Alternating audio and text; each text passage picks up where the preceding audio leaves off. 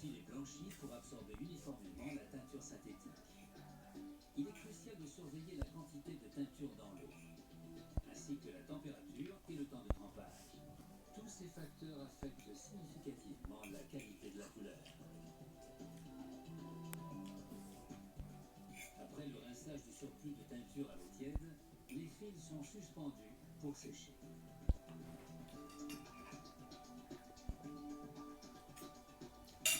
Les paquets de soie teinte sont montés sur une machine qui les transfère sur des rouleaux plus petits.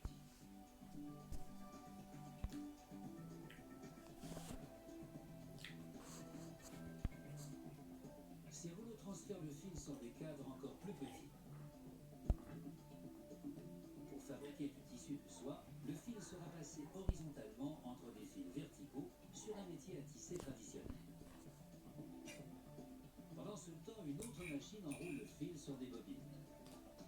On installe un certain nombre de fils sur un mécanisme qui les aligne verticalement, parallèles les uns aux autres. Une pièce de tissu d'1 mètre de large nécessite en général 4000 fils verticaux. En appuyant sur la pédale du métier, le tisserand soulève successivement un fil vertical sur deux.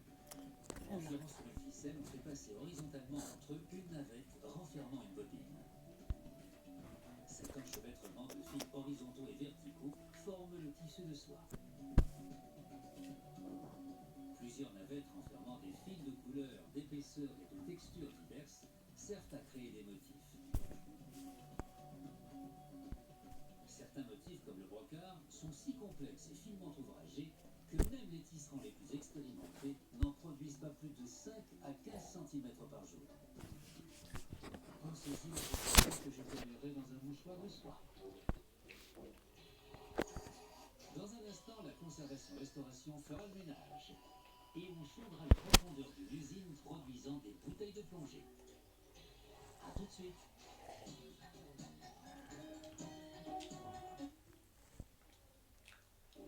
Peu après avoir posé le pied sur la plage, un déluge typique de l'Asie du Sud-Est s'abat sur notre équipée.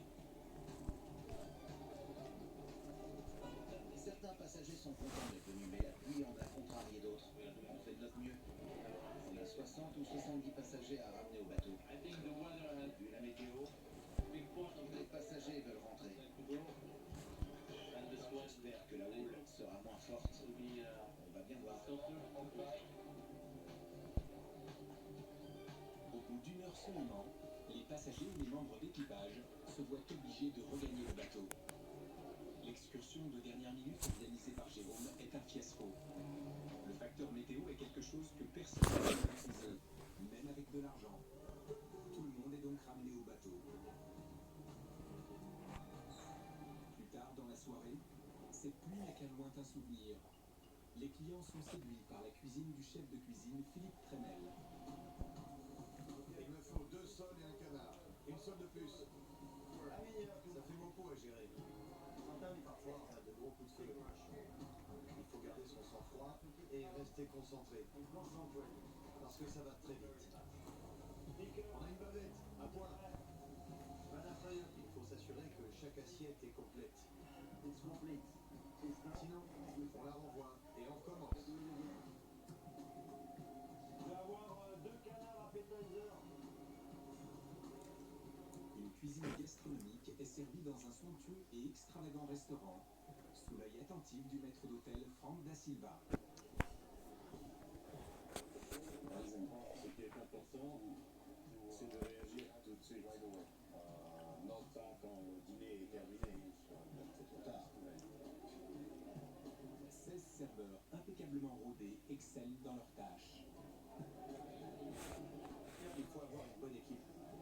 Au menu ce soir, confit de canard, filet de sole et grillade de bœuf, le tout préparé dans l'effervescence des fourneaux du bateau. C'est une performance que les cuisiniers doivent réitérer 3 fois par jour, 14 jours d'affilée.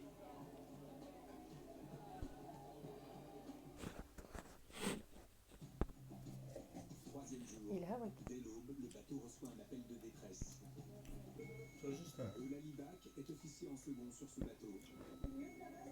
Donc, je viens de recevoir un appel de détresse sur MFHF. Un navire inconnu a envoyé un SOS. Son équipe l'équipage court un danger imminent. À tous les bateaux, tous les bateaux de cette zone recevront ce message. On a la position, la latitude et la longitude. Le Soleal navigue dans des eaux lointaines et dangereuses tout autour de la planète et l'équipage prend très au sérieux les appels de détresse comme celui-ci. Tu dis si on est loin ou pas? Le droit maritime stipule que le bateau le plus proche doit venir en aide au bateau en péril. Si le bateau en détresse est dans un rayon proche, ce paquebot de luxe sera tenu de procéder à un sauvetage en mer. Eulalie vérifie les coordonnées du bateau avec l'aide de l'élève officier Antoine Barnois. C'est beaucoup trop loin d'ici. Il est à 1500 000 nautiques d'ici.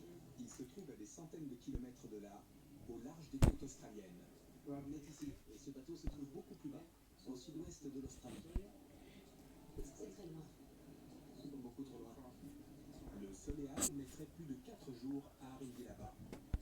On a reçu un message de la réception de l'appel de détresse. Ils vont faire une recherche et procéder à un sauvetage. Je ne sais pas exactement. Pour le moment, on attend. Un message informe le Soleal que les autorités australiennes vont procéder à une intervention de sauvetage. Le bateau peut maintenir son cap et poursuivre son voyage.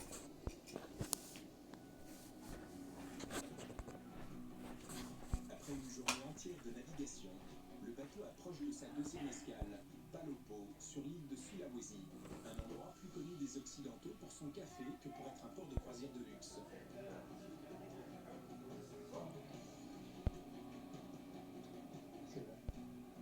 Ce port va mettre à l'épreuve les compétences du capitaine. C'est la première fois que je viens ici. Si je me fie à la carte, il y a juste 1 mètre sous la quille. C'est tout. Dans ces eaux plus profondes et peu familières, le capitaine ne peut se contenter des données numériques insuffisamment détaillées. Il doit recouper toutes ces informations avec des cartes papier. C'est confirmé. Il y a tout juste 1 mètre d'eau sous le bateau. Le commandant a la pression. S'il heurte un banc de sable non cartographié ou un récif, le bateau risque de s'échouer.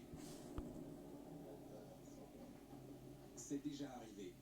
Il y a quelques mois, le Soleal s'est échoué sur un banc de sable non cartographié le long des côtes russes. Le commandant, à bord de cette croisière, a réussi à remettre à flot son bateau sans causer de dégâts. Mais le commandant Génévas fera tout pour que l'expérience ne se réitère pas, ici, sous sa responsabilité. Je ne sais jamais exactement comment ça va se passer. Le commandant et toute son équipe de passerelle sont on ne peut plus concentrés. Quand on s'approche d'un quai et qu'il n'y a pas beaucoup d'eau sous la quille, il arrive parfois que le bateau ait un étrange comportement. Un comportement inhabituel. Qu'il réagisse différemment.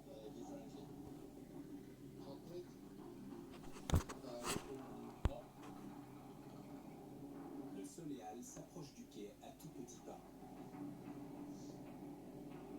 Bosco, tu gardes du mot. Tu gardes du mot sur la mare. Stop, en position. Maintenant, tout le monde peut souffler. Le capitaine a réussi une manœuvre parfaite, sans aucune égratignure. Les passagers peuvent maintenant débarquer. Ils sont ravis de pouvoir fouler la terre ferme, surtout après l'escale ratée à la plage. Pendant que les passagers sont en excursion, l'équipage ne chôme pas et s'active pour limiter les dégâts causés par l'eau salée. C'est une question de fierté pour le directeur de l'hôtellerie, Éric Noir. Yes. Oui, c'est juste esthétique, mais c'est important. Parce que ça fait pas joli. Aujourd'hui, on est à quai et on a le droit de peindre. On va faire quelques retouches, et ce sera bien. Les peintres ne sont pas les seuls à trimer. La gouvernante générale, Giovanna Tancredi, supervise le ménage de chacune des cabines de luxe avec un œil attentif aux moindres détails. Vous faites la poussière, hein? Ici aussi. Allons voir la salle de bain. Il faut vérifier les deux côtés du miroir. Parce que si les clients y touchent, ça fait des marques de doigts. La tablette.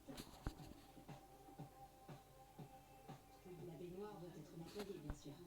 Le bateau étant à quai, le mécanicien David Valentin en profite pour entretenir les chaloupes. Un travail qui, s'il ne se voit pas, est pourtant essentiel. 24 heures sur 24, je dois m'assurer qu'elles sont opérationnelles. C'est un travail difficile parce qu'on manque d'espace pour travailler. Et toutes les pièces sont très chaudes. Les chaloupes doivent être opérationnelles à tout moment. En cas d'urgence, elles servent de bateau de sauvetage et sans elles, le débarquement des passagers est beaucoup plus long. On doit en permanence en avoir 2 opérationnels.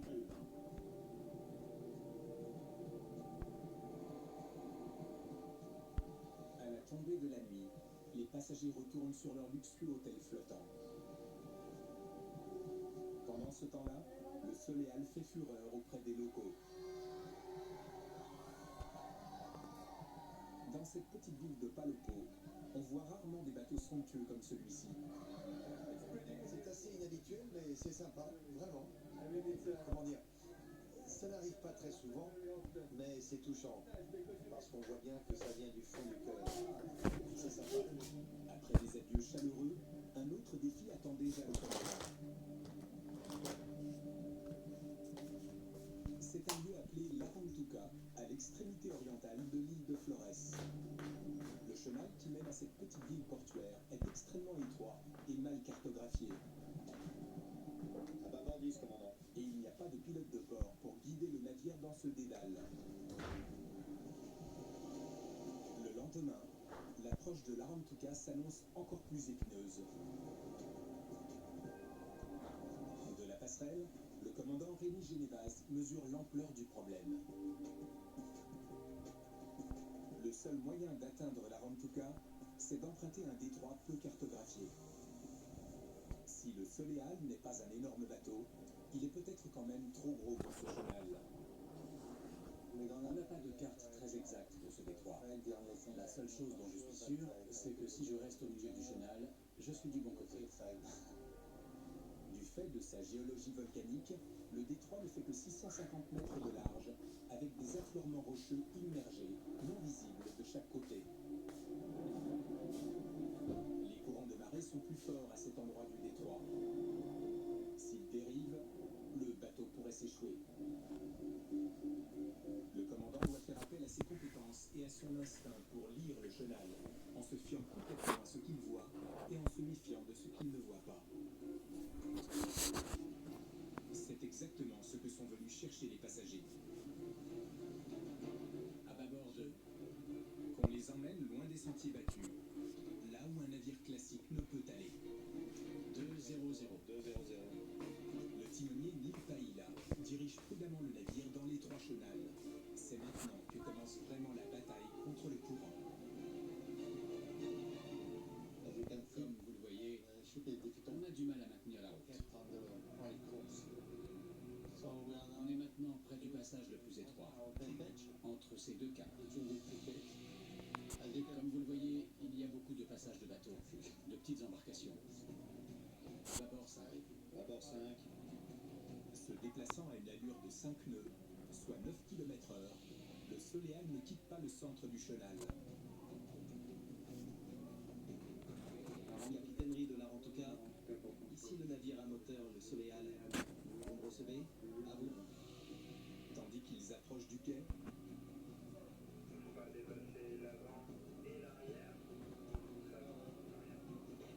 Oui, l'avant et l'arrière fera 10 mètres par mois.